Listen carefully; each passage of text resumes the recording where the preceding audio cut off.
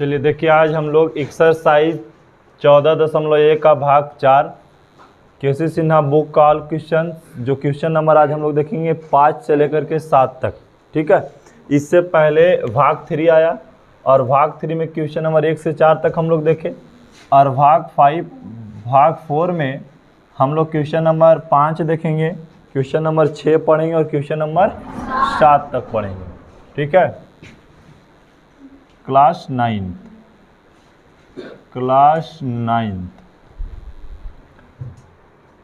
अब पहला क्वेश्चन है 5 के कि एक समद्विबाहु समकोण त्रिभुज का क्षेत्रफल, एक समद्विबाहु समकोण त्रिभुज का क्षेत्रफल 200 सेमी स्क्वायर है, तो इसके कर्ण की लंबाई बताइए।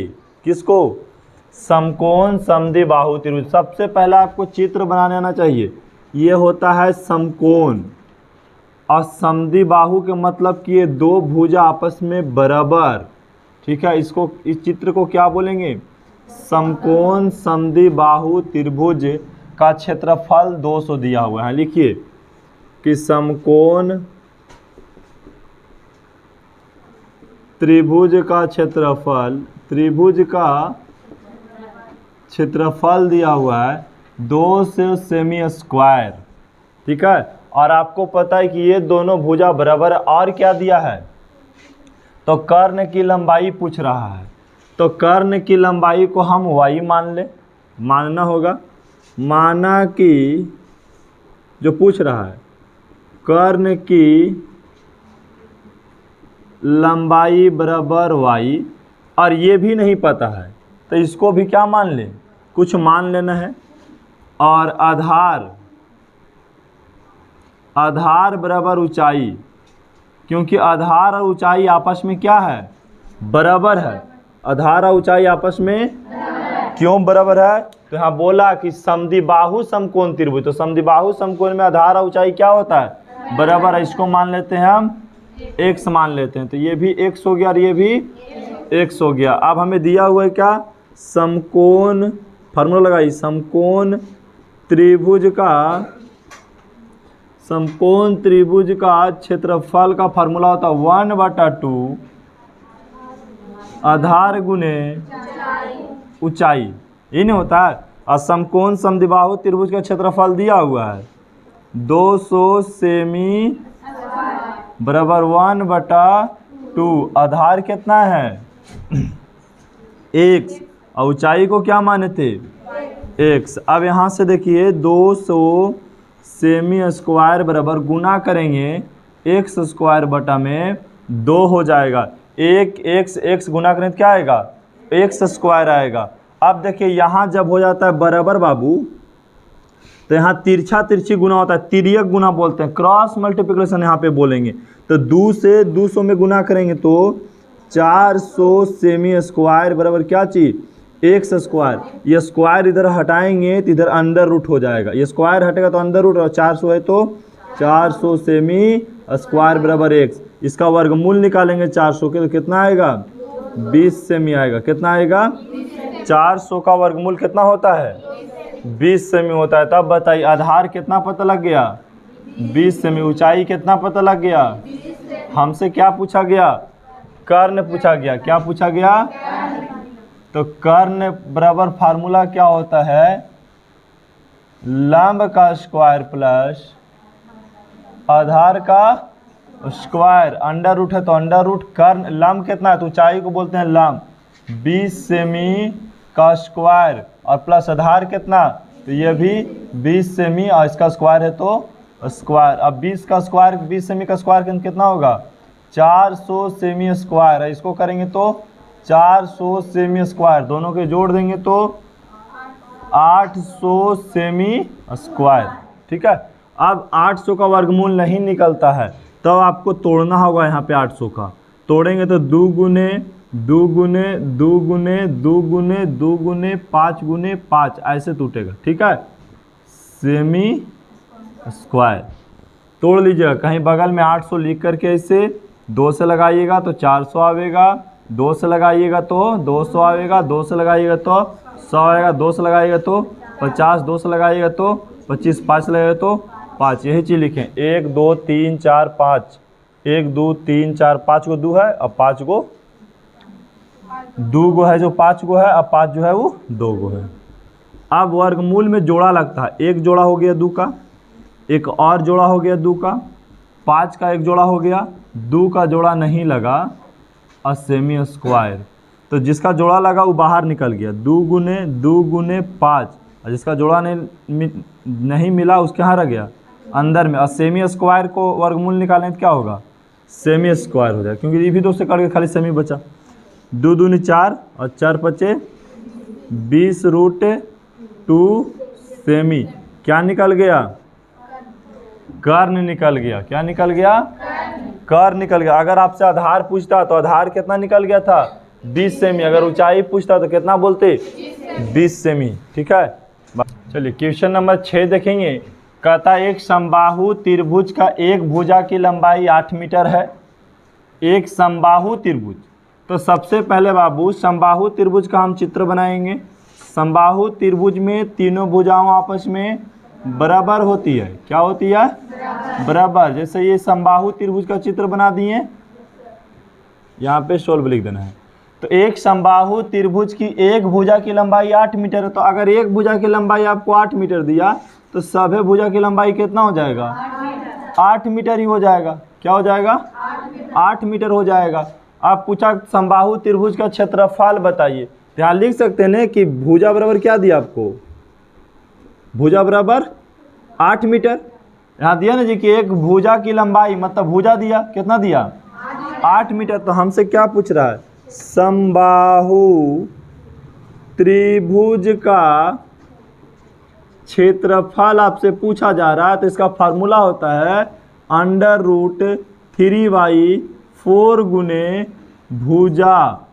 याद रखिएगा, √3/4 गुने भुजा स्क्वायर। हो गया, ये किसका फार्मूला है, समबाहु त्रिभुज का क्षेत्रफल पूछे तो अलग फार्मूला लगता। हम बताए थे कि हम इसको हीरो सूत्र की सहायता से क्षेत्रफल नहीं निकालें, क्योंकि लॉन्ग प्रक्रिया होता है।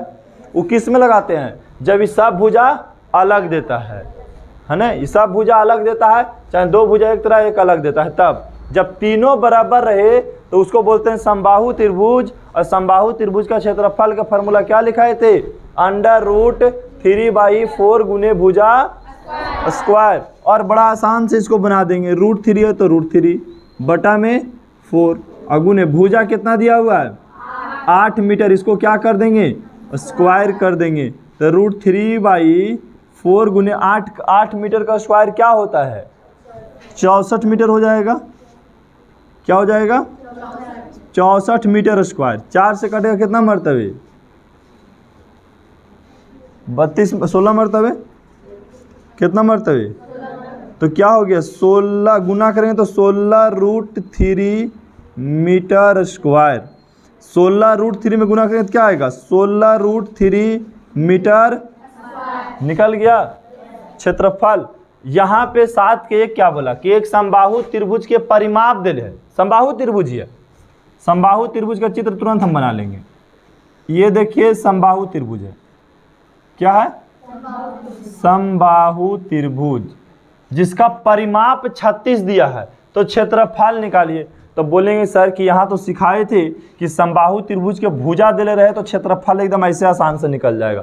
तो क्या इसमें आपको भुजा पता है, क्या पता है, परिमाप। तो परिमाप से निकाल सकते हैं भुजा। यहाँ लिखिएगा कि समबाहु त्रिभुज का परिमाप कितना दिया हुआ है, 36 सेमी, है ना। और समबाहु त्रिभुज के परिमाप के फार्मूला क्या होता है, 3 गुने भुजा। क्या होता है, बराबर 36 सेमी। अब भुजा बराबर निकालिएगा तो क्या होगा, 36 सेमी और बटा में 3 काट दिए तो भुजा बराबर 12 सेमी। कितना आ गया भुजा निकल के, या समझिए कि परिमाप के मतलब होता है सर तीनों भुजा के जोड़ के दिया 36। तो पूछे कि तीनों बराबर है बाबू, तो एक भुजा की लंबाई पूछे तो कितना आएगा, 12 आएगा। अगर हमको पता है कि ये तीनों के हम जोड़ते हैं तो कितना फीट होता है, 36 फीट। अगर तीनों बराबर है तो एक भुजा कितना होगा 12। ऐसे भी निकाल सकते हैं आप। जब भुजा पता लगे तो क्या पूछ रहा है आपसे, किसका, समबाहु त्रिभुज का। फार्मूला क्या लिखा है अभी जस्ट हम, √3y गुने भुजा स्क्वायर, √3/4 गुने भुजा कितना 12 सेमी का क्या कर दे स्क्वायर। अब 12 का स्क्वायर कितना होता है 144 सेमी स्क्वायर। 4 से कई मरतबे कटेगा, 4 तिया 12 और 6 चौके 24, 36 मरतबे। कितना मरतबे, कितना हो जाएगा 36√3 सेमी स्क्वायर गुना करिएगा तो।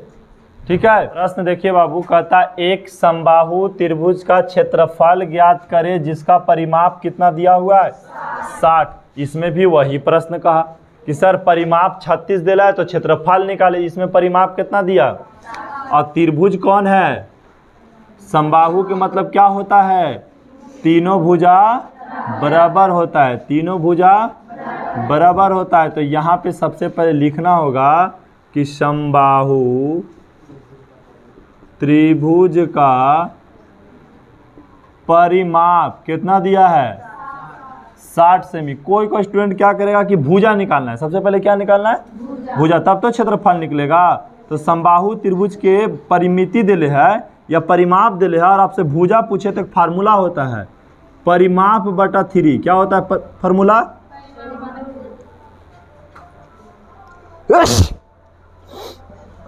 परिमाप बटा 3। तो परिमाप कितना है 60 सेमी, बटा में 3 काटेंगे तो कितना आएगा 20 सेमी। कितना आ गया 20 सेमी। ऐसे भी निकालेंगे तो वही चीज़ हुआ, यहाँ बटा में आ गया ना जी। तो परिमाप बटा 3 यहाँ भी है, परिमाप बटा 3 यहाँ भी है ना।